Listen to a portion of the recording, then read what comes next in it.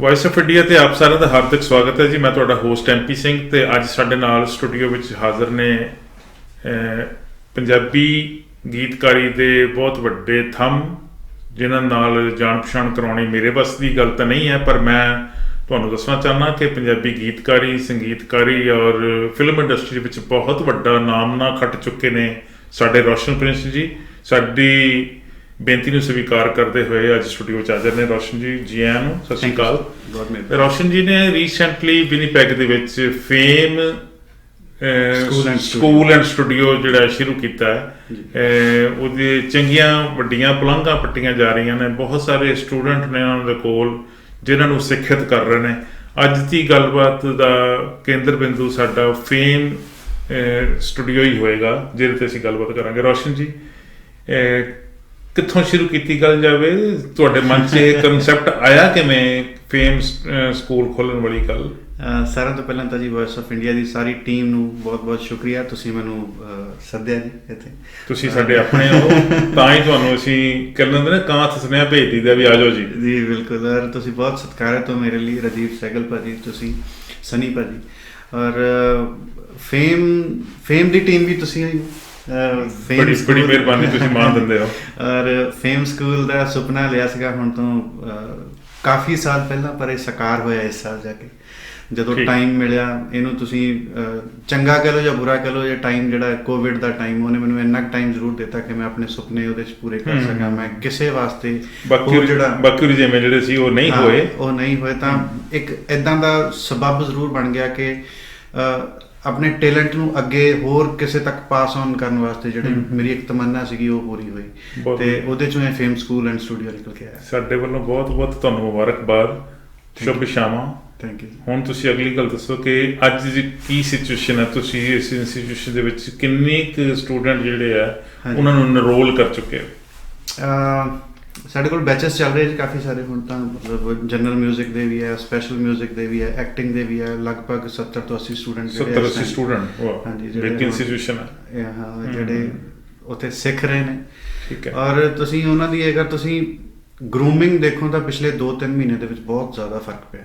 ਅੱਛਾ ਜੀ। ਔਰ ਜਦੋਂ ਸਾਡੇ ਕੋਲ ਆਏ ਸੀ ਬਿਲਕੁਲ ਰॉ ਟੈਲੈਂਟ ਸੀਗਾ, ਤੇ ਉਦੋਂ ਇੱਕ ਗਾਈਡੈਂਸ ਹੀ ਚਾਹੀਦੀ ਹੁੰਦੀ ਹੈ ਕਿ ਤੁਸੀਂ ਕਿਸ ਵੇ ਦੇ ਥਰੂ ਆਪਦੇ ਟੈਲੈਂਟ ਤੱਕ, ਆਪਣੇ ਮੰਜ਼ਿਲ ਤੱਕ ਪਹੁੰਚ ਸਕਦੇ ਹੋ। ਤੁਸੀਂ ਉਹ ਸਾਰੇ ਤਰਾਸ਼ ਦਿੱਤੇ?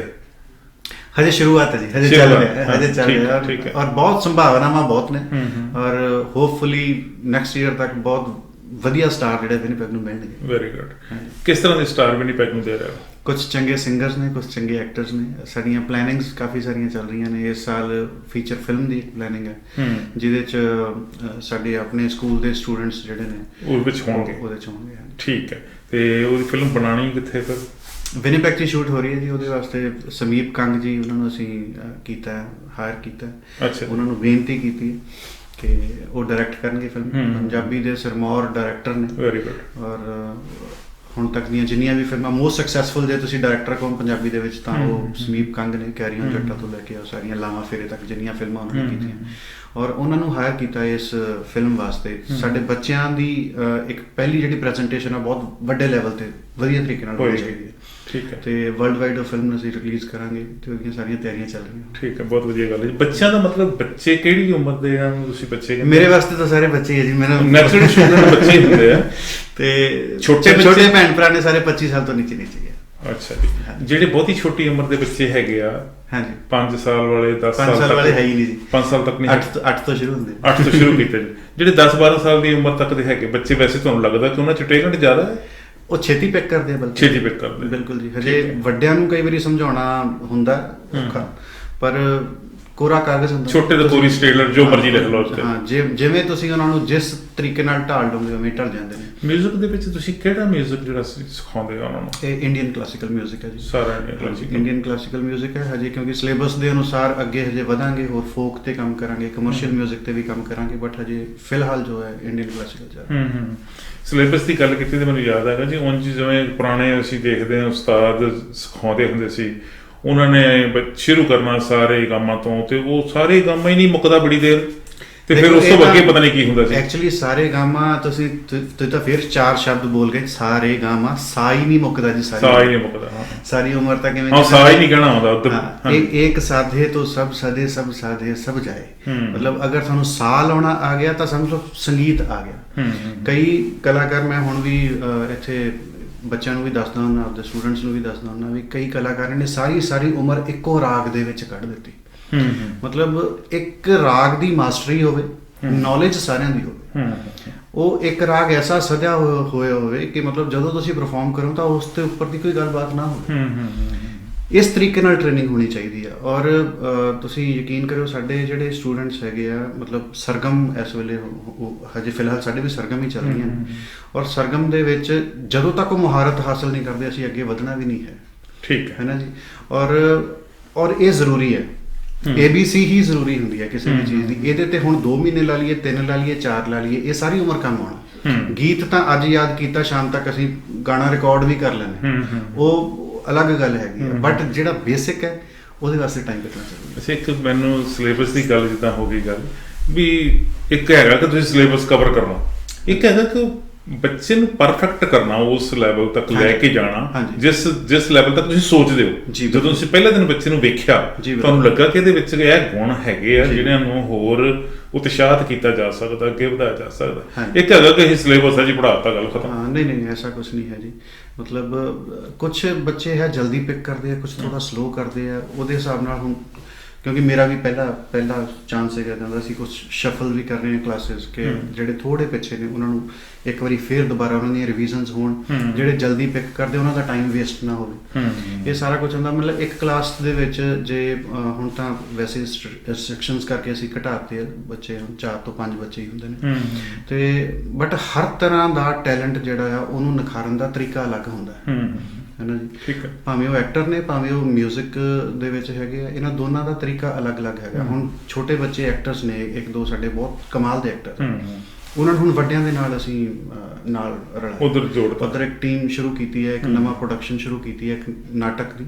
ਉਹਨੂੰ ਹੈ ਸਟੇਜ ਪਲੇ, ਬਟ ਅਸੀਂ ਉਹਨੂੰ ਐਜ਼ ਫਿਲਮ ਰਿਕਾਰਡ ਕਰਾਂਗੇ। ਅੱਛਾ ਜੀ। ਸਾਰਾ ਸ਼ੂਟ ਕਰਾਂਗੇ, ਪ੍ਰੋਪਰ ਹਰ ਚੀਜ਼ ਸ਼ੂਟ ਕਰਾਂਗੇ, ਵਿਦ ਕਾਸਟਿਊਮਸ, ਮੇਕਅਪ, ਸਭ ਕੁਝ, ਲਾਈਟਿੰਗ ਵਗੈਰਾ ਸਾਰਾ ਕੁਝ ਕਰਕੇ। ਔਰ ਉਹਦੇ ਵਿੱਚ ਸਾਨੂੰ ਲੱਗਿਆ ਕਿ ਇਹਦੇ 'ਚ ਇਹ ਜਿਹੜੇ ਬੱਚੇ ਨੇ ਕੈਪੇਬਲ ਹੈਗੇ ਆ ਇਹਨਾਂ ਵੱਡਿਆਂ ਦੇ ਨਾਲ ਮੋਢੇ ਨਾਲ ਮੋਢਾ ਜੋੜ ਕੇ ਕੰਮ ਕਰਨ ਲਈ, ਇੰਨੀ ਕਾਬਲੀਅਤ ਹੈਗੀ ਉਹਨਾਂ ਵਿੱਚ। ਠੀਕ ਹੈ, ਤਾਂ ਕੋਈ ਗੱਲ ਨਹੀਂ, ਜੇ ਉਹ ਛੋਟੇ ਤਾਂ ਇਹਦਾ ਮਤਲਬ ਇਹ ਨਹੀਂ ਹੈ ਕਿ ਬਹੁਤ ਛੋਟੇ ਨੇ। ਨਹੀਂ, ਛੋਟੇ ਪੁਰਾਣੀਆਂ ਫਿਲਮਾਂ ਦੇਖਦੇ ਨੇ, ਛੋਟੇ ਬੱਚੇ ਬਹੁਤ ਵਧੀਆ ਰੋਲ ਕਰਦੇ ਆ, ਨਾਟਕ ਵੇਖਦੇ ਟੀਵੀ ਦੇ ਵਿੱਚ। ਉਸ ਨਾਟਕ ਦੇ ਵਿੱਚ ਸਪੈਸ਼ਲ ਜਗ੍ਹਾ ਦਿੱਤੀ ਗਈ ਹੈ। ਠੀਕ ਹੈ। ਔਰ ਬਾਕੀ ਜਿਹੜੇ ਹਜੇ ਗਰੂਮ ਕਰ ਰਹੇ ਆ, ਹੌਲੀ ਉਹਨਾਂ ਦਾ ਕਮਿੰਗ ਮੰਥਸ ਦੇ ਵਿੱਚ ਸ਼ੁਰੂ ਕਰਾਂਗੇ। ਠੀਕ ਹੈ। ਅੱਛਾ ਜੀ, ਹੁਣ ਫੇਮ ਦਾ ਕਨਸੈਪਟ ਜਿਹੜਾ ਸੀ, ਫੇਮ, FAME, ਇਹ ਕਿਵੇਂ ਤੁਸੀਂ ਨਾਂ ਚੂਜ਼ ਕੀਤਾ? ਫੇਮ ਤਾਂ ਹੁੰਦਾ ਨਾ ਵੈਸੇ, ਪ੍ਰਸਿੱਧੀ ਬੜੀ ਗੱਲ ਹੈ ਨਾ। ਹਾਂਜੀ, ਇਹ film and music educational school, film and music educational studio. ਠੀਕ ਹੈ। ਫਿਲਮਾਂ ਦੀ ਗੱਲ ਜੇ ਆਪਾਂ ਕਰਦੇ ਹਾਂ, ਤੁਸੀਂ ਫਿਲਮਾਂ ਦੇ ਵਿੱਚ ਇੰਨੀਆਂ ਫਿਲਮਾਂ 'ਚ ਕੰਮ ਕੀਤਾ ਹੈਗਾ, ਤੁਸੀਂ ਉਹੀ ਤੁਹਾਡੇ ਦਿਮਾਗ 'ਚ ਇਹ ਗੱਲ ਕਿ ਜਿਵੇਂ ਮੈਂ ਕੰਮ ਕੀਤਾ, ਮੈਨੂੰ ਮੌਕਾ ਮਿਲਿਆ, ਇੰਝ ਹੋਰਾਂ ਨੂੰ ਵੀ ਮੌਕਾ ਮਿਲੇ ਜੀ। ਬਿਲਕੁਲ, ਇਹ ਕਨਸੈਪਟ ਲੈ ਕੇ ਤੁਸੀਂ ਅੱਗੇ ਵਧ ਰਹੇ? ਬਿਲਕੁਲ। ਮੈਂ ਜੋ ਸਟਰਗਲ ਕੀਤੀ ਆਪਦੀ ਲਾਈਫ ਦੇ ਵਿੱਚ, ਜਦੋਂ ਆਡੀਸ਼ਨਸ ਵੀ ਦਿੱਤੇ ਬਹੁਤ ਸਾਰੇ, ਫੇਲ ਵੀ ਹੋਇਆ ਤੇ ਪਾਸ ਵੀ ਹੋਇਆ। ਔਰ ਪਾਸ ਹੋਣ ਤੋਂ ਬਾਅਦ ਦੀ ਵੀ ਇੱਕ ਸਟਰਗਲ ਹੁੰਦੀ ਹੈ ਕਿ ਤੁਹਾਨੂੰ ਪ੍ਰੋਪਰ ਰੋਲ ਜਿਹੜਾ ਉਹ ਕਿਸ ਤਰੀਕੇ ਨਾਲ ਪ੍ਰੈਜ਼ੈਂਟ ਕੀਤਾ ਜਾਂਦਾ। ਜੋ ਤੁਸੀਂ ਕਈ ਵਾਰੀ ਸਕਰੀਨ ਤੇ ਕਰਦੇ ਆ, ਤੁਹਾਡੇ ਰੋਲ ਕੱਟੇ ਵੀ ਜਾਂਦੇ ਆ ਹੋਰਾਂ ਆਰਟਿਸਟਾਂ ਕਰਕੇ। ਬਹੁਤ ਕੁਝ ਹੁੰਦਾ ਜੀ ਇਸ ਲਾਈਨ ਦੇ ਵਿੱਚ। ਮੈਂ ਇਹ ਚਾਹੁੰਦਾ ਕਿ ਇਹਨਾਂ ਨੂੰ ਘੱਟੋ ਘੱਟ ਉਸ ਚੀਜ਼ ਦਾ ਪਹਿਲਾਂ ਹੀ ਪਤਾ ਹੋਵੇ, ਔਰ ਇਹਨਾਂ ਨੂੰ ਨੌਲੇਜ ਹੀ ਇਸ ਹਿਸਾਬ ਨਾਲ ਹੋਵੇ, ਗਰੂਮਿੰਗ ਇਸ ਹਿਸਾਬ ਨਾਲ ਹੋਵੇ, ਇਹਨਾਂ ਦੀ ਟ੍ਰੇਨਿੰਗ ਇਸ ਹਿਸਾਬ ਨਾਲ ਹੋਵੇ ਕਿ ਉਹਨਾਂ ਸਾਰੀਆਂ ਚੀਜ਼ਾਂ ਤੋਂ ਪਹਿਲਾਂ ਹੀ ਇਹ ਬਾਹਰ ਹੋਣ, ਹੈ ਨਾ ਜੀ। ਔਰ ਜਿਹੜੀ ਸਟਰਗਲ ਮੈਂ ਕੀਤੀ ਹੈ, ਸਿੱਖਣਾ ਅਲੱਗ ਗੱਲ ਹੈ, ਸਿੱਖ ਕੇ ਉਸ ਤੋਂ ਬਾਅਦ ਫੀਲਡ ਦੇ ਵਿੱਚ ਕੰਮ ਕਰਨਾ ਉਹ ਅਲੱਗ ਗੱਲ ਹੈ।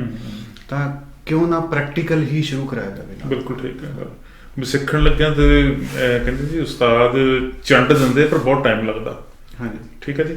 ਔਰ ਤੁਸੀਂ ਉਸਤਾਦ ਦੇ ਤੌਰ ਤੇ ਵਿਚਰ ਰਹੇ ਹੋ ਹੁਣ, ਇਹ ਬੱਚੇ ਤੁਹਾਨੂੰ ਆਪਣਾ ਉਸਤਾਦ ਸਮਝਦੇ, ਔਰ ਤੁਹਾਡੇ ਮਨਾਂ ਵਿੱਚ ਵੀ ਸੁਪਨਾ, ਤੁਹਾਡੇ ਦਿਲ ਵਿੱਚ ਸੁਪਨਾ ਕਿ ਇਹ ਬੱਚੇ ਜਿਹੜੇ ਮੇਰੇ ਨਾਲ ਜੁੜੇ ਆ, ਇਹ ਆਉਣ ਵਾਲੇ ਦਿਨਾਂ ਦੇ ਵਿੱਚ ਭਵਿੱਖ ਵਿੱਚ ਇੱਕ ਬਹੁਤ ਵੱਡੇ ਸਟਾਰ ਬਣ ਸਕਦੇ ਆ, ਜੇ ਉਹ ਕੁਛ ਉਹਨਾਂ ਦੀ ਕੋਸ਼ਿਸ਼ ਵੀ ਦੋਨੋਂ ਪਾਸੇ ਹੁੰਦੀ ਹੈ। ਦੋਨੇ ਪਾਸੇ ਹੈ ਜੀ। ਔਰ ਕੁਦਰਤੀ ਮੈਨੂੰ ਸਾਰੇ ਜਿੰਨੇ ਵੀ ਸਟੂਡੈਂਟ ਮਿਲੇ ਸਾਰੇ ਡੈਡੀਕੇਟਡ ਨੇ, ਚੰਗੇ ਨੇ, ਕਈ ਬੜੇ ਦੂਰੋਂ ਵੀ ਆਉਂਦੇ ਆ। ਰਜਾਈਨਾ ਤੋਂ ਇੱਕ ਮੁੰਡਾ ਹੁੰਦਾ ਜਿਹੜਾ ਮਤਲਬ ਹਰ ਹਫਤੇ 2 ਵਾਰੀ ਟਰੈਵਲ ਕਰਦਾ ਉੱਥੋਂ, ਔਰ ਇਹ ਉਹਦੀ ਲਗਨ ਹੈ ਕਿ ਉਹ ਆ ਰਿਹਾ ਔਰ ਸਿੱਖਦਾ। ਹਾਲਾਂਕਿ ਮੌਸਮ ਕਈ ਵਾਰੀ ਖਰਾਬ ਹੁੰਦਾ, ਅਸੀਂ ਉਹਨੂੰ ਕਹਿੰਦੇ ਆ ਕਿ ਤੂੰ ਰਹਿਣ ਦੇ, ਤੂੰ ਆਨਲਾਈਨ ਕਰ ਲਿਆ ਕਰ, ਬਟ ਨਹੀਂ, ਉਹ ਆ ਕੇ ਜਿੰਨੀ ਜ਼ਿਆਦਾ ਉਹਨੂੰ ਖੁਸ਼ੀ ਹੁੰਦੀ ਨਹੀਂ ਹੈ ਵੀ ਇਸ ਤਰ੍ਹਾਂ ਗੱਲ, ਕੋਲ ਬੈਠ ਕੇ ਸਿੱਖਣਾ ਉਹ ਗੱਲ ਹੋਰ ਹੈ। ਹਾਂ, ਮਤਲਬ ਮੈਨੂੰ ਕਈ ਵਾਰੀ ਲੱਗਦਾ ਹੁੰਦਾ ਵੀ ਹਫਤੇ 'ਚ 2 ਵਾਰੀ ਆਉਣਾ ਜਾਣਾ, ਮਤਲਬ ਅੱਜ ਕਲਾਸ ਸੀਗੀ, ਪਰਸੋਂ ਨੂੰ ਫੇਰ ਹੈ, ਅੱਜ ਸਵੇਰੇ ਹਜੇ ਪਹੁੰਚਿਆ, ਕੱਲ ਨੂੰ ਫਿਰ ਦੁਪਹਿਰੇ ਤਾਂ ਉਹਦੇ ਵਾਸਤੇ ਕਦੇ ਕਦੇ ਆਪਣੇ ਆਪ ਨੂੰ ਲੱਗਦਾ ਹੁੰਦਾ। ਪਰ ਮੈਂ ਸਲੂਟ ਕਰਦਾ ਇਹਨਾਂ ਦੇ ਸਾਰਿਆਂ ਦੀ ਲਗਨ ਨੂੰ, ਜੋ ਕਰਨਾ ਚਾਹੁੰਦੇ ਆ, ਔਰ ਪਰਮਾਤਮਾ ਇਸੇ ਚੀਜ਼ ਦਾ ਫਲ ਦੇਊਗਾ ਜੀ। ਠੀਕ ਹੈ। ਇਹ ਤੁਸੀਂ ਆਪਣੀ ਜਿਹੜੀ ਲਾਈਫ, ਜਿਵੇਂ ਤੁਸੀਂ ਮਿਊਜ਼ਿਕ ਵਿੱਚ ਸ਼ੁਰੂ ਕੀਤਾ, ਪੈਰ ਪਾਇਆ, ਉਸ ਤੋਂ ਬਾਅਦ ਫਿਰ ਤੁਸੀਂ ਫਿਲਮ ਇੰਡਸਟਰੀ ਵਿੱਚ ਚਲੇ ਗਏ, ਇਹ ਤੁਸੀਂ ਆਪਣੇ ਸਟੂਡੈਂਟਸ ਨਾਲ ਵੀ ਸ਼ੇਅਰ ਕੀਤੀਆਂ ਗੱਲਾਂ? ਬਿਲਕੁਲ ਕਰਦੇ ਹਾਂ ਜੀ। ਬਹੁਤ ਕੁਝ ਸ਼ੇਅਰ ਹੁੰਦਾ। ਅੱਛਾ ਜੀ। ਜਿਹੜਾ ਮਤਲਬ ਆਪਾਂ ਆਮ ਜ਼ਿੰਦਗੀ ਦੇ ਵਿੱਚ ਹੋ ਸਕਦਾ ਮੈਂ ਕੈਮਰੇ ਤੇ ਬਿਨਾਂ ਸ਼ੇਅਰ ਕਰ ਸਕਾਂ ਉਹਨਾਂ ਚੀਜ਼ਾਂ ਨੂੰ, ਪਰ ਸਟੂਡੈਂਟਸ ਨੂੰ ਅਸਲ ਜਿਹੜੀ ਹੈ ਐਂਟਰਟੇਨਮੈਂਟ ਇੰਡਸਟਰੀ ਦੀ ਤਸਵੀਰ ਦਿਖਾਉਣਾ ਬਹੁਤ ਜ਼ਰੂਰੀ ਹੈ, ਕਿਉਂਕਿ ਚਕਾਚੌਂਧ ਬਹੁਤ ਹੁੰਦੀ ਹੈ। ਆਪਾਂ ਨੂੰ ਦੂਰੋਂ ਦੇਖ ਕੇ ਜ਼ਰੂਰ ਲੱਗਦਾ ਦੂਰੋਂ ਹੋਰ ਤਰ੍ਹਾਂ ਦੀ ਗੱਲ, ਪਿਕਚਰ ਹੋਰ ਹੁੰਦੀ ਹੈ। ਅੱਛਾ, ਇੰਨੀਆਂ ਮਹਿੰਗੀਆਂ ਗੱਡੀਆਂ, ਅੱਛਾ ਆਹ ਕੱਪੜੇ, ਐਡੇ ਵੀਡੀਓ, ਜਹਾਜ਼ 'ਚ ਟਰੈਵਲ ਕਰ ਰਿਹਾ, ਉਹਦੇ ਪਿੱਛੇ ਸੱਚਾਈਆਂ ਕਈ ਵਾਰੀ ਹੋਰ ਹੁੰਦੀਆਂ। ਉਹ ਸੱਚਾਈਆਂ ਤੋਂ ਜਾਣੂ ਜਿਹੜਾ ਆਰਟਿਸਟ ਪਹਿਲੇ ਦਿਨ ਤੋਂ ਹੀ ਹੋ ਜਾਂਦਾ ਟ੍ਰੇਨਿੰਗ ਸੈਸ਼ਨ ਦੇ ਅੰਦਰ ਹੀ, ਤਾਂ ਉਹ ਫਿਰ ਮਾਰ ਨਹੀਂ ਖਾਂਦਾ ਜੀ। ਉਹਨੂੰ ਉਸ ਚੀਜ਼ ਦਾ ਪਤਾ ਹੁੰਦਾ ਕਿ ਮੈਂ ਕਿਸ ਹੱਦ ਤੱਕ ਆਪਣੇ ਨਾਲ ਵਿਚਰਨਾ, ਆਡੀਅנס ਨਾਲ ਵਿਚਰਨਾ। ਠੀਕ ਹੈ, ਇਹ ਬਹੁਤ ਜ਼ਰੂਰੀ ਹੈ ਜੀ। ਜੇ ਅਸੀਂ ਇਹ, ਜਿਵੇਂ ਤੁਸੀਂ ਦੱਸਦੇ ਹੋ ਕਿ ਜੇ ਇਹਨਾਂ ਗੱਲਾਂ ਤੋਂ ਪਰਦਾ ਨਾ ਚੁੱਕਿਆ ਜਾਵੇ, ਇਹ ਗੱਲਾਂ ਦਾ ਭੇਤ ਨਾ ਦੱਸਿਆ ਜਾਵੇ, ਤੇ ਫਿਰ ਉਹ ਜਿਹੜੇ ਸਿੱਖਣ ਵਾਲੇ, ਉਹਨਾਂ ਦੇ ਮਨਾਂ ਵਿੱਚ ਹੁੰਦੀ ਗੱਲ ਵੀ ਪਤਾ ਨਹੀਂ ਸਾਰਾ ਕੁਝ ਕੀ ਹੈਗਾ, ਤੇ ਰਾਤੋਂ ਰਾਤ ਮੈਂ ਸਟਾਰ ਬਣ ਜਾਣਾ। ਜ਼ਰੂਰਤ ਬਹੁਤ ਮਿਹਨਤ ਮੰਗਦੀਆਂ ਚੀਜ਼ਾਂ ਇਹ, ਔਰ ਬੜਾ ਟਾਈਮ ਲੱਗਦਾ ਹੈ। ਸ਼ਾਰਟਕਟ ਨਹੀਂ ਹੈ, ਸ਼ਾਰਟਕਟ ਕੋਈ ਨਹੀਂ ਹੈਗਾ। ਜੇ ਸ਼ਾਰਟਕਟ ਕਰਕੇ ਕੋਈ ਹੋ ਵੀ ਜਾਂਦਾ ਤਾਂ ਉਹ ਪਰਮਾਤਮਾ ਸ਼ਾਰਟਕਟ ਰਹਿਣ ਨਹੀਂ ਦਿੰਦਾ। ਬਿਲਕੁਲ ਤੁਹਾਡੀ ਗੱਲ ਠੀਕ ਹੈ। ਚਲੋ, ਤੁਸੀਂ ਸ਼ਾਰਟਕਟ ਦੀ ਗੱਲ ਕੀਤੀ, ਸਮਾਂ ਤਾਂ ਲੱਗਦਾ ਜੀ ਹਰ ਇੱਕ ਨੂੰ। ਕਈ ਸਿੰਗਰ ਪੰਜਾਬੀ ਦੇ ਇਸ ਫੀਲਡ ਵਿੱਚ ਆਏ ਆ, ਫਿਲਮ ਇੰਡਸਟਰੀ ਵਿੱਚ ਆਏ ਆ, ਮਿਊਜ਼ਿਕ ਦੀ ਇੰਡਸਟਰੀ 'ਚ ਆਏ ਹੈਗੇ ਆ। ਉਹਨਾਂ ਨੇ ਸਿੱਖਣਾ ਤਾਂ ਭਾਵੇਂ ਸ਼ਾਇਦ ਜਿਹੜੀ ਹਲਟੀ ਹੁੰਦੀ ਸੀ, ਉੱਥੇ ਬੈਠ ਕੇ ਜਾਂ ਪਾਣੀ ਦੇ ਚੁੱਲ੍ਹੇ 'ਚ ਬੈਠ ਕੇ ਲੱਤਾਂ ਲਮਕਾ ਕੇ ਤੇ ਉਹਨਾਂ ਨੇ ਹੇਕ ਲਾਉਣੀ ਸ਼ੁਰੂ ਕੀਤੀ ਹੋਊ। ਫਿਰ ਕਿਸੇ ਨੇ ਕਹਿ ਦਿੱਤਾ ਹੋਊ ਕਿ ਤੂੰ ਚੰਗਾ ਸੋਹਣਾ ਗਾਉਣਾ, ਵੀ ਟਰਾਈ ਕਰ, ਅੱਗੇ ਵਧ। ਠੀਕ ਹੈ ਜੀ। ਜਿਹੜੀ ਇਹ ਤੁਹਾਡੇ ਮਨ ਵਿੱਚ ਗੱਲ ਆਈ ਸੀ, ਮੈਂ ਚਾਹੂੰਗਾ ਕਿ ਉਹ ਜ਼ਰੂਰ ਸਾਡੇ ਸਰੋਤਿਆਂ ਨਾਲ ਵੀ ਸਾਂਝੀ ਕਰ ਲਓ ਕਿ ਗਾਉਂਦੇ ਤੁਸੀਂ ਫਿਲਮ ਇੰਡਸਟਰੀ 'ਚ ਕਿਵੇਂ ਸਟੈਪ ਇਨ ਕੀਤਾ? ਅਸਲ 'ਚ ਡੈਸਟਨੀ ਸੀਗੀ ਜੀ ਇਹ। ਮੈਂ ਨਹੀਂ ਸੀ ਸੋਚਿਆ ਕਿ ਮੈਂ ਮਿਊਜ਼ਿਕ ਇੰਡਸਟਰੀ 'ਚ ਜਾਣਾ। ਮੈਂ ਬਹੁਤ ਸਾਰੇ ਲੋਕੀ ਜਾਣਦੇ ਵੀ ਇਹ ਕਹਾਣੀ ਮੇਰੀ।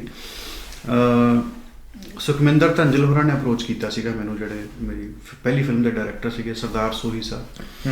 ਉਹਨਾਂ ਨੇ ਅਪਰੋਚ ਕੀਤਾ ਸੀਗਾ। ਮੈਂ ਉਹਨਾਂ ਨੂੰ ਮਨਾ ਕਰਤਾ ਸੀਗਾ ਕਿ ਨਹੀਂ, ਮੈਂ ਨਹੀਂ ਕਰ ਪਾਊਂਗਾ, ਕਿਉਂਕਿ ਮੈਨੂੰ ਪਤਾ ਹੀ ਨਹੀਂ ਇਸ ਚੀਜ਼ ਬਾਰੇ।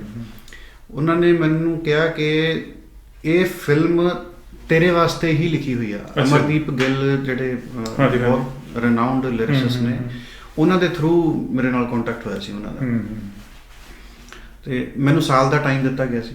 ਅੱਛਾ ਜੀ। ਤੂੰ 1-1.25 ਸਾਲ ਤੂੰ ਲਾ, ਸਿੱਖ, ਉਸ ਤੋਂ ਬਾਅਦ ਜੇ ਤੈਨੂੰ ਨਹੀਂ ਲੱਗਦਾ ਤਾਂ ਤੂੰ ਸਿੱਖ ਲੈ ਨਾ ਫਿਲਮ ਬਾਰੇ, ਫਿਲਮ ਕੀ ਹੁੰਦੀ ਹੈ। ਫਿਰ ਮੈਂ ਕਿਹਾ ਜੀ ਟਾਈਮ ਘੱਟ ਹੈ,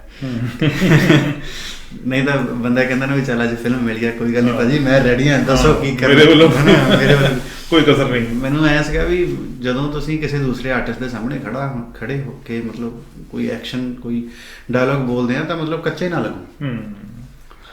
ਉਹਨਾਂ ਨੇ ਟਾਈਮ ਚਲੋ ਦਿੱਤਾ, ਮੈਨੂੰ ਟਾਈਮ ਘੱਟ ਦਿੱਤਾ। ਮੈਂ Punjabi university Patiala theatre join ਕਰ ਲਿਆ। ਅੱਛਾ ਜੀ। ਤੇ ਸਾਲ-ਸਵਾ ਸਾਲ ਬਾਅਦ ਉਹ ਕਹਿੰਦੇ ਹੁਣ ਤੂੰ ਰੈਡੀ ਆ। ਮੈਂ ਕਹਿੰਦਾ ਮੇਰੇ ਤਾਂ MA ਪੂਰੀ ਨਹੀਂ ਹੋਈ ਅਜੇ।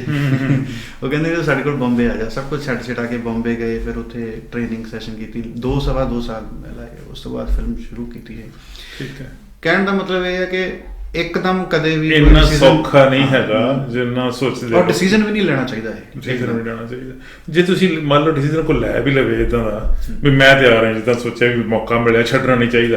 ਤਿਆਰੀ ਕਰਕੇ ਕਈ ਕਰਦੇ ਐਵੇਂ, ਕਈ ਕਰਦੇ ਕੋਈ ਗੱਲ ਨਹੀਂ, ਕਰਕੇ ਦੇਖਦੇ, ਕਰਦੇ ਸਿੱਖ ਜਾਂਦੇ, ਵੀ ਹੋ ਜਾਂਦੇ। ਫਿਰ ਉਹਦੇ ਨਾਲ ਠੀਕ ਹੈ, ਮਤਲਬ ਇੱਕ ਵੇਰੀਏਸ਼ਨ ਨਹੀਂ ਹੁੰਦੀ ਤੁਹਾਡੇ ਕਰੈਕਟਰ 'ਚ। ਵੇਰੀਏਸ਼ਨ ਜਿਹੜੀ ਹੋਣੀ ਚਾਹੀਦੀ ਆ ਉਹ ਸਿੱਖ ਕੇ। ਕਿਸੇ ਵੀ ਫੀਲਡ ਦੇ ਵਿੱਚ ਪੱਕੇ ਪੈਰੀ ਹੋਣ ਦੇ ਲਈ ਬਹੁਤ ਮਿਹਨਤ ਕਰਨ ਦੀ ਲੋੜ ਹੈ ਜੀ। ਬਿਲਕੁਲ। ਫਾਈਨੈਂਸ਼ੀਅਲੀ ਟਰਮ ਤੁਹਾਡੀਆਂ ਫਿਲਮਾਂ ਦੀਆਂ ਕੋਈ ਵੀ ਰਹਿਣ, ਚੰਗੀ ਬੁਰੀ, ਪਰ ਤੁਹਾਡੇ ਕੰਮ ਦੇ ਉੱਤੇ ਕੋਈ ਉਂਗਲੀ ਚੱਕੀ ਉਹ ਨਹੀਂ ਬਰਦਾਸ਼ਤ ਹੁੰਦੀ। ਤੁਸੀਂ 2 ਫੀਲਡ ਬਰਾਬਰ ਚਲਾਏ, ਗਾਇਕੀ ਦਾ ਵੀ ਤੇ ਫਿਲਮ ਇੰਡਸਟਰੀ ਵਿੱਚ ਵੀ। ਦੋਨਾਂ ਵਿੱਚੋਂ ਜ਼ਿਆਦਾ ਮਿਹਨਤ ਕਿੱਥੇ ਕਰਨੀ ਪੈਂਦੀ ਤੁਹਾਡੇ ਲੈਵਲ ਤੇ?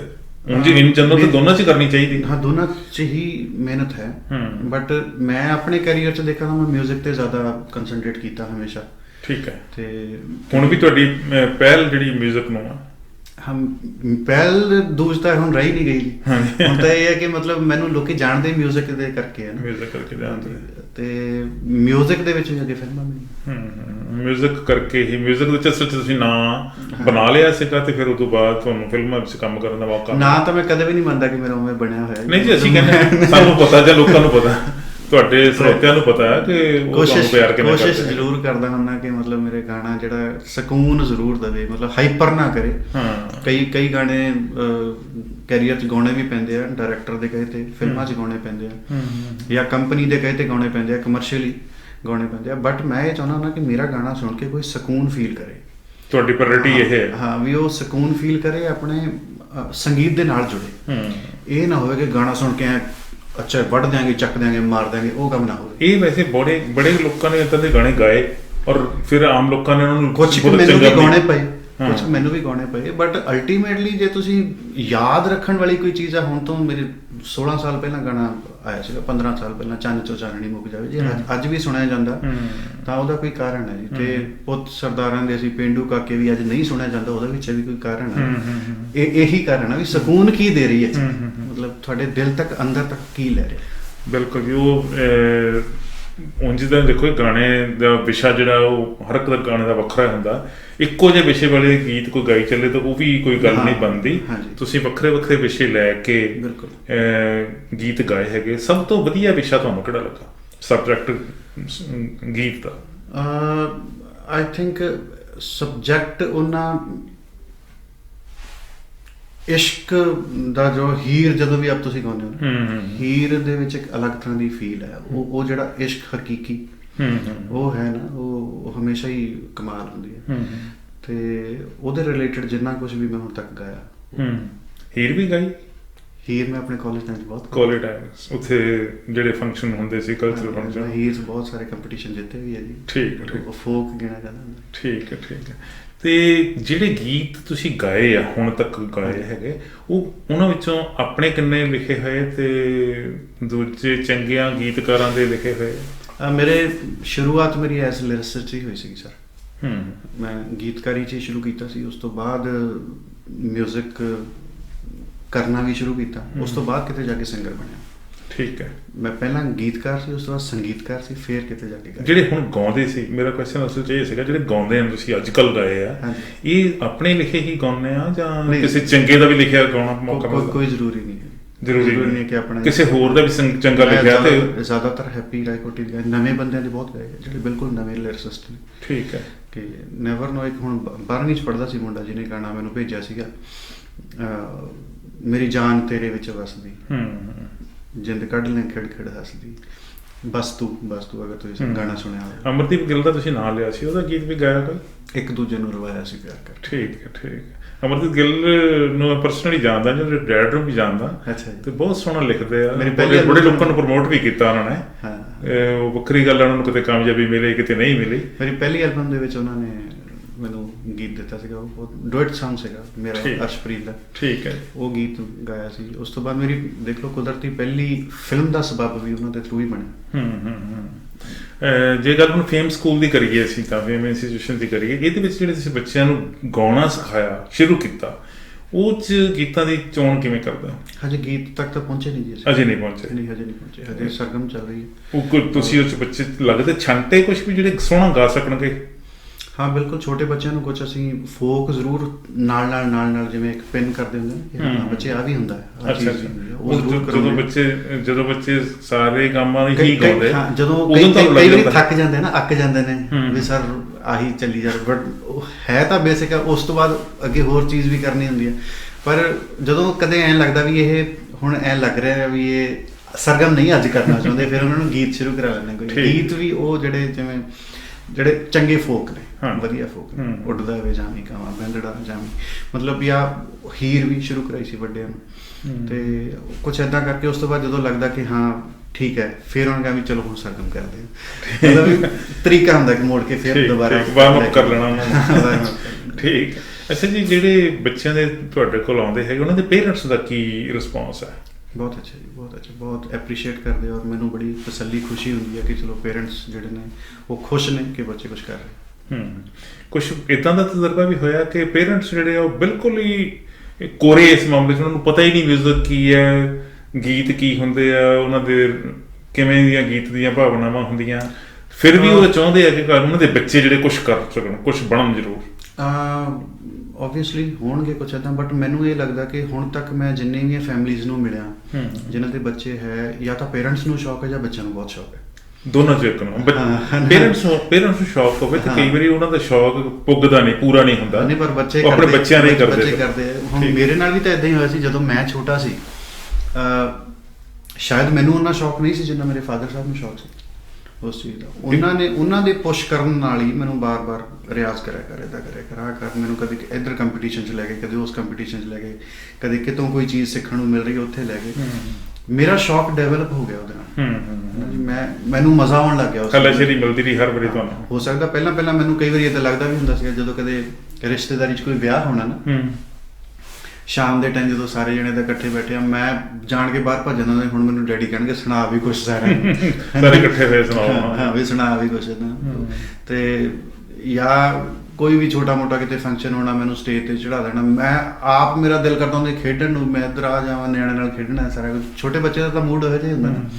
ਪੇਰੈਂਟਸ ਚਾਹੁੰਦੇ ਹੁੰਦੇ ਵੀ ਇਹਨੂੰ ਵੱਧ ਤੋਂ ਵੱਧ ਹੱਲਾਸ਼ੇਰੀ ਮਿਲੇ, ਇਹਨੂੰ ਬੂਸਟ ਅਪ ਮਿਲੇ, ਇਹ ਘਬਰਾਵੇ ਨਾ, ਸਟੇਜ ਤੇ ਚੜੇ, ਗਾਵੇ, ਕੈਰੀਅਰ ਬਣੇ। ਹੁਣ ਉਹ ਚੀਜ਼ਾਂ ਸਮਝ ਆਉਂਦੀਆਂ ਨੇ। ਇਹੀ ਜਿਹੜਾ ਸਾਰਾ ਕੁਝ ਸਥਿਤੀ ਜਿਹੜੀ ਹੈ, ਮਨੂ ਸਥਿਤੀ ਜਿਹੜੀ ਹੈ, ਇਹਨਾਂ ਪੇਰੈਂਟਸ ਦੀ ਵੀ ਹੋਊਗੀ ਵੀ ਸਾਡੇ ਬੱਚੇ ਸਿੱਖਣ। ਠੀਕ। ਮੇਰਾ ਫਰਜ਼ ਉੱਥੇ ਇਹ ਬਣਦਾ ਕਿ ਮੈਂ ਉਹ ਚੀਜ਼ ਨੂੰ ਸਮਝ ਕੇ ਜੋ ਉਹਦਾ ਬੈਸਟ ਕਰ ਸਕਦਾ ਹਾਂ ਉਹ ਕਰਾਂ।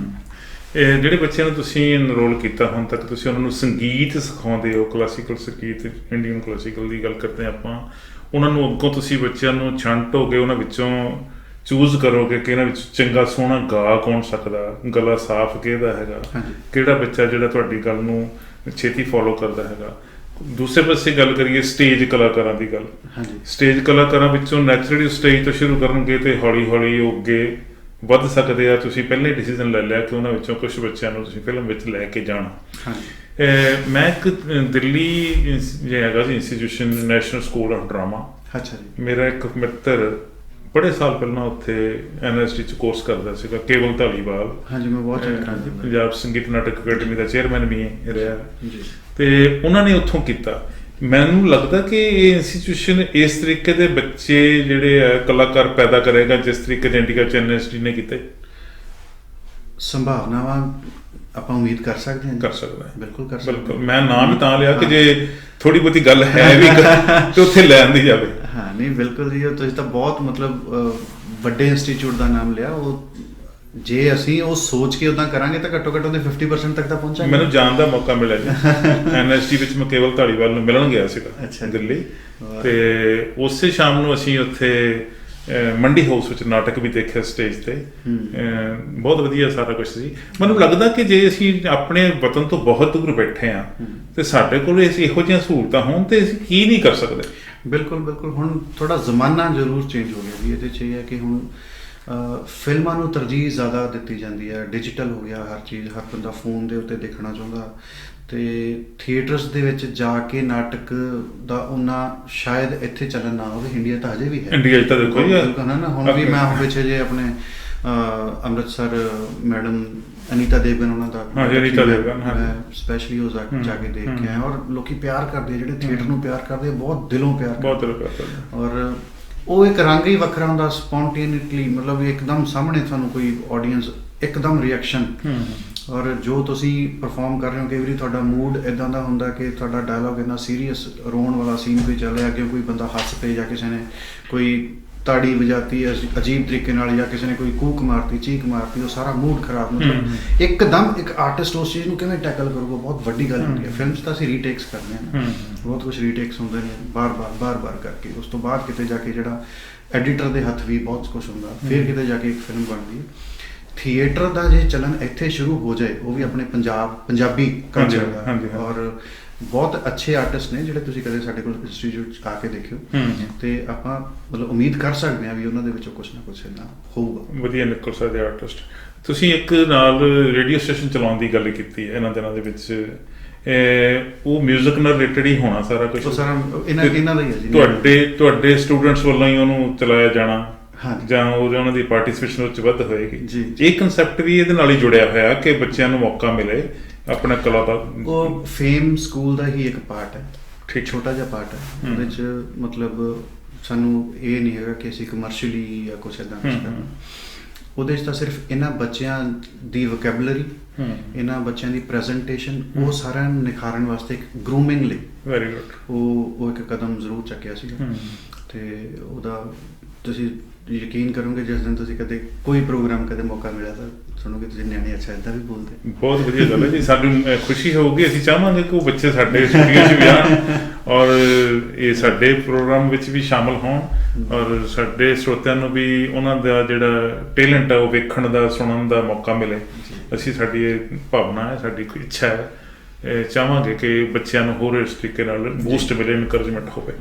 ਅਖੀਰ ਵਿੱਚ ਤੁਸੀਂ ਕੀ ਕਹਿਣਾ ਚਾਹੋਗੇ ਜੀ, ਜਿਹੜਾ ਮੈਂ ਤੁਹਾਡੇ ਕੋਲ ਕੋਈ ਕੁਐਸਚਨ ਫੇਮ ਦੇ ਸੰਬੰਧ ਵਿੱਚ ਨਾ ਪੁੱਛ ਸਕਿਆ? ਬਸ ਜੀ, ਤੁਸੀਂ ਆਸ਼ੀਰਵਾਦ ਦਿਓ, ਵੱਡੇ ਹੋ। ਔਰ ਸਾਰੀ ਟੀਮ ਦਾ ਧੰਨਵਾਦ ਇੱਕ ਵਾਰੀ ਫੇਰ, ਸਹਿਗਲ ਸਾਹਿਬ, ਸਨੀ ਭਾਜੀ ਔਰ ਵੌਇਸ ਆਫ ਇੰਡੀਆ ਦੇ ਗੁਪਤਾ ਜੀ। ਔਰ ਤੁਸੀਂ ਹਮੇਸ਼ਾ ਬਹੁਤ ਸਪੋਰਟ ਕਰਦੇ ਹੋ ਮੈਨੂੰ। ਬਾਕੀ ਆਡੀਅנס ਦਾ ਬਹੁਤ ਬਹੁਤ ਸ਼ੁਕਰੀਆ ਅਦਾ ਕਰਦਾ ਮੈਂ। ਔਰ ਫੇਮ ਦੇ ਜ਼ਰੀਏ ਤੁਹਾਨੂੰ ਚੰਗੇ ਕਲਾਕਾਰ ਜ਼ਰੂਰ ਅਗਲੇ ਸਾਲ ਤੱਕ ਦੇਖਣ ਨੂੰ ਮਿਲਣਗੇ। ਹਜੇ ਮੈਨੂੰ ਕੰਮ ਕਰਨ ਦਿਓ, ਉਹਨਾਂ ਦਾ ਕੰਮ ਕਰਾਂਗੇ, ਉਸ ਤੋਂ ਬਾਅਦ ਫਿਰ ਉਹਨਾਂ ਦਾ ਕੰਮ ਬੋਲਦੇ ਜੀ। ਬਿਲਕੁਲ ਠੀਕ ਹੈ ਜੀ, ਬਹੁਤ ਵਧੀਆ ਗੱਲ ਹੈ ਜੀ। ਰੋਸ਼ਨ ਜੀ, ਤੁਸੀਂ ਇੱਕ ਮਿਸ਼ਨ ਲੈ ਕੇ ਚੱਲੇ ਹੋ। ਇਸ ਮਿਸ਼ਨ ਵਿੱਚ ਕਾਮਯਾਬੀ ਜ਼ਰੂਰ ਮਿਲਣੀ ਚਾਹੀਦੀ ਹੈ। ਸਾਡੀ ਸਾਰਿਆਂ ਦੀ ਦਿਲੀ ਇੱਛਾ ਹੈ, ਸਾਡੀਆਂ ਦੁਆਵਾਂ ਤੁਹਾਡੇ ਨਾਲ ਹੈ, ਅਸੀਂ ਤੁਹਾਡੇ ਨਾਲ ਹਾਂ, ਵੌਇਸ ਆਫ ਇੰਡੀਆ ਤੁਹਾਡੇ ਨਾਲ ਹੈ। Thank you. ਤੁਸੀਂ ਸਾਡੇ ਇਕੱਲੇ ਟੱਬਰ ਦੇ ਜੀ ਦਾ ਨਾਂ ਲਿਆ ਤੇ ਇਸ ਟੱਬਰ ਦੇ ਮੁਖੀਆਂ ਵਿੱਚੋਂ ਤੁਸੀਂ ਵੀ ਇੱਕ ਹੋ ਜਿਨ੍ਹਾਂ ਨੇ ਇਸ ਵੌਇਸ ਆਫ ਇੰਡੀਆ ਨੂੰ ਸਥਾਪਿਤ ਕੀਤਾ, ਇਹਨੂੰ ਚਲਾਇਆ। ਆਓ ਰਲ ਮਿਲ ਕੇ